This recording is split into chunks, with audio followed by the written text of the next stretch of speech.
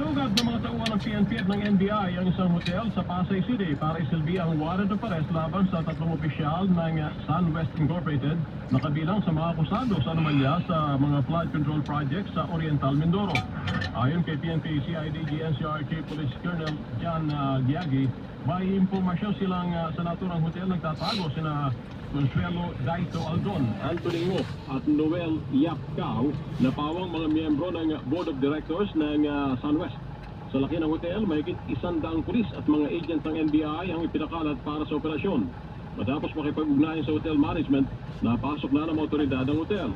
Sinuid nila ang bawat sulok ng hotel at pinasok ang mga kwarto mula baba hanggang taas at may full cooperation din ng mga hotel guests. Pero makalipas ang isang oras, walang nakita ang mga operatiba. We have searched room by rooms, floor by floors, and unfortunately wala tayong nakita. But again, hindi dito nagtatapos yung ating paghahanap. Sa 16 na inisyuhan ng warrant of arrest sa Sandigan Bayan ay 7 pa ang pinaghahanap kabilang si dating Congressman Saldico na matagal nang nasa labas ng Pilipinas. Resources, pwede silang magpalipat-lipat. Kagaya ngayon, baka lumipat na naman sila sa ibang properties nila. Ang tinig ng isa sa mga otoridad. Sa gitna ng hinaharap na isyu ni Pangulong Bongbong Marcos, binilinan niya ang Armed Forces of the Philippines na huwag magpapadala sa ingay ng umano'y kasinungalingan. In these challenging times, when uncertainty tries to cloud our vision, one truth remains clear. Our republic endures because those who protect it do not falter.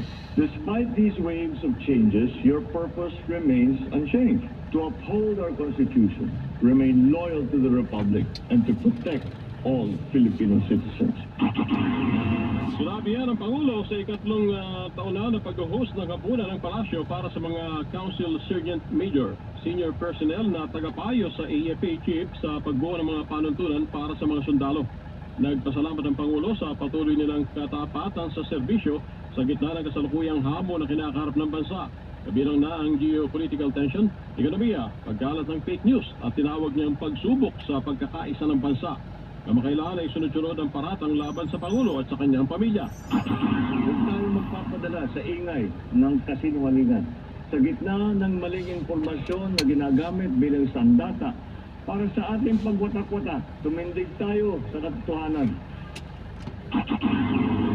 Bilang tugon, nangako naman ang tinatawa ng mga sundalo na mananatili silang tapat sa konstitusyon at sa chain of command.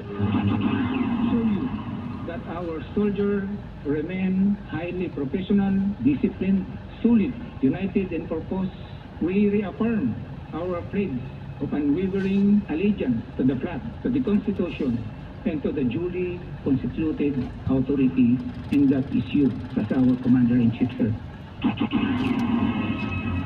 Ang tinig ni AFP Sergeant Major First Chief Master Sergeant Feliciano Lasso.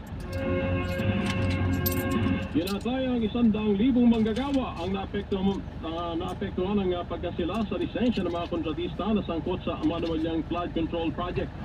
Sinabi ito ni Senator Sherwin Gatchalian, Chairman ng Senate Committee on Finance, sa kanyang pagdepensa sa panukalang budget ng Department of Labor and Employment para sa 2026.